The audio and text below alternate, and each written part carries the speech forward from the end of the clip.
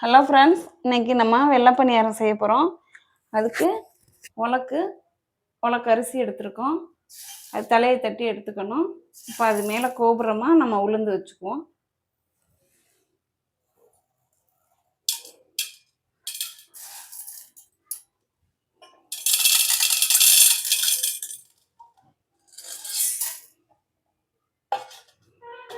கரெக்டாக அந்த மாதிரி கோபுரமாக வச்சுக்கோங்க.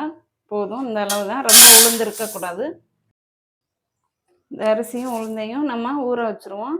கழுவி ஊற வச்சு ஒரு மணி நேரம் ஊறட்டும். உடனே நைஸாக அரைச்சி எடுத்துகிட்டு வந்துடுவோம். ரொம்ப தண்ணியெல்லாம் ஊற்றாதீங்க. ஒரு தோசை மாவு பக்குவத்துக்கு வச்சுக்கணும். கொஞ்சம் தோசை மாவோட கொஞ்சம் கெட்டியாக வச்சுக்கோங்க. நான் செய்ய போயெல்லாம் காட்டுறேன். இப்போ ஊறட்டும். ஒரு மணி நேரம் நல்லா அரிசியும் உளுந்து ஊறுனுச்சு. நம்ம அரைச்சி எடுத்துகிட்டு வந்துட்டோம். இப்போ கிண்ணத்துக்கு மாற்றி கொண்டு வருவோம். நல்லா நைஸாக அரைச்சி எடுத்துக்கோங்க. மாவு கிண்ணத்தில் மாற்றி கொண்டுட்டு வந்துட்டோம். இந்த அளவுக்கு இருக்கணும் மாவு. தோசை மாவு பக்குவத்தில் இருக்கட்டும். ரொம்ப தண்ணியாக இருக்கக்கூடாது, ரொம்ப கெட்டியாக இருக்கக்கூடாது. இப்படி இருக்கணும். இப்போ 2 ஸ்பூன் நம்ம பால் எடுத்து வச்சுருக்கோம். இந்த பாலை ஊற்றிக்குவோம்.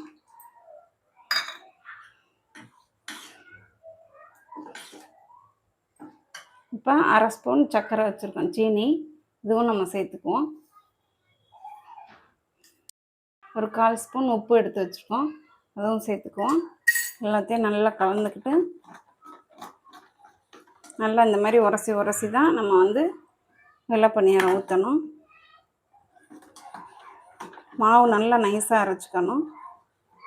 இப்போ அது இருக்கட்டும் மாவு. நம்ம கடாயை வச்சுக்குவோம். அடுப்பில் கடாயை வச்சாச்சு. ஸ்டவ் ஆன் பண்ணிக்கலாம்.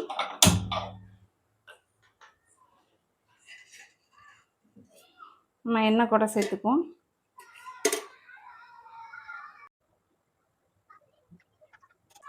எண்ணெய் நல்லா சூடாகட்டும். எண்ணெய் நல்லா சூடாயிடுச்சு. நம்ம பணியாரம் ஊற்றிக்கலாம். நல்லா உரசி பணியாரம் ஊற்றணும்.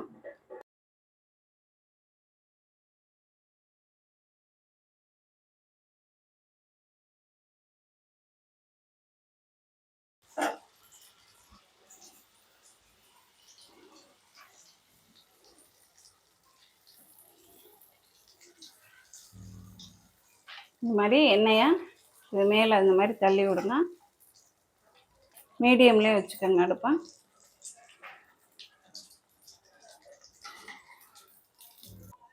நம்ம பணியாரம் ஒன்று ஒன்றா தான் சுட்டி எடுக்கணும்.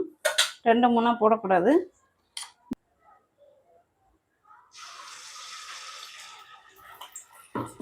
ஒவ்வொரு பணியாரமாக ஊற்றி எடுத்துக்குவோம்.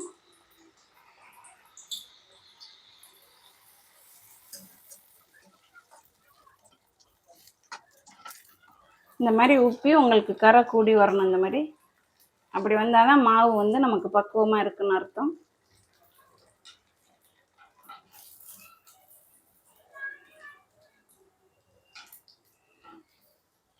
நான் 1 கிளாஸ் தான் அரிசி எடுத்தேன். ஒரு உலக்கு அதை தலையை தட்டிட்டு கோபுரமாக உளுந்து வச்சுக்கிட்டோம். நீங்கள் எத்தனை உலக்கு எடுக்கிறீங்களோ அதுக்கு தகுந்த மாதிரி உப்பு சேர்த்துக்கோங்க.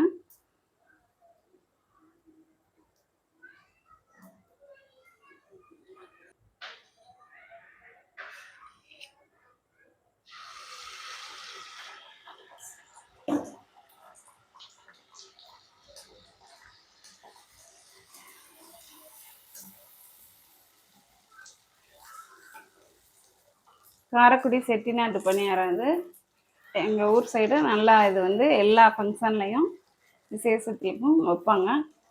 எல்லா ஃபங்க்ஷன்லேயும் இந்த வெள்ளை பணியாரம் இருக்கும்.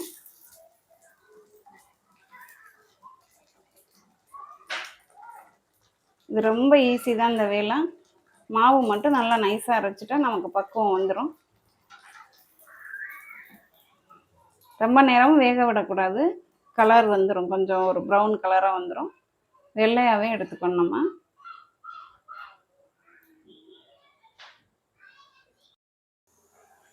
நம்ம வெள்ளை பணியாரம் சுட்டு எடுத்துக்கிட்டோம். இப்போ நம்ம சட்னி அரைச்சி கொண்டு வந்துடும். அதுக்கு மிளகாய் போட்டுக்குவோம். மிளகாய் 4 மிளகாய் வச்சுருக்கேன். 2 வெங்காயம் கட் பண்ணி வச்சுருக்கோம். ஒரு தக்காளி, ஒரு 5 பல் பூண்டு, இந்த அளவு புளி வச்சுருக்கோம். எல்லாத்தையும் நம்ம சேர்த்து அரைச்சிக்கிட்டு வந்துடுவோம். மிளகாய் இங்கே நான் போட்டிருக்கிறது காரம் ரொம்ப இருக்காது, அதனால் 4 சேர்த்துருக்கேன். உப்பு கூட சேர்த்துக்கோங்க, கல் உப்பு. நீங்கள் காரம் எப்படி இருக்குன்னு பார்த்துக்கிட்டு மிளகாய் சேர்த்துக்கோங்க. இது எல்லாத்தையும் நம்ம அரைச்சி எடுத்துகிட்டு வந்துடலாம். நம்ம சட்னி அரைச்சி எடுத்துகிட்டு வந்துட்டோம். இப்போ சட்னி தாளிச்சுக்குவோம். ஸ்டவ் ஆன் பண்ணிக்குவோம். தாளிப்பு கரண்டி வச்சாச்சு. நம்ம சட்னி தாளிச்சுக்கலாம். எண்ணெய் 1 ஸ்பூன் ஊற்றிக்குவோம். நம்ம 1/4 ஸ்பூன் கடுகு சேர்த்துக்குவோம். 1/4 ஸ்பூன் உளுந்து,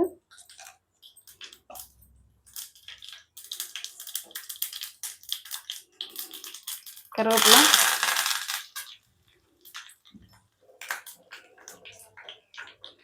உளுந்து செவக்கட்டும். உளுந்து செவந்துருச்சு. நம்ம சட்னி அரைச்சதை சேர்த்துக்குவோம்.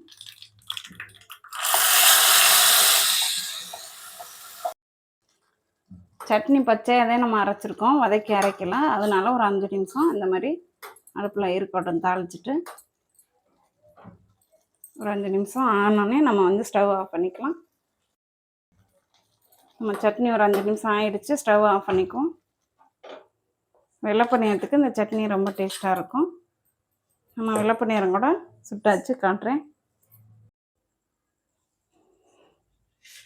எல்லா பணியாரம் நம்ம சுட்டு எடுத்துக்கிட்டோம். சட்னியும் தாளிச்சாச்சு.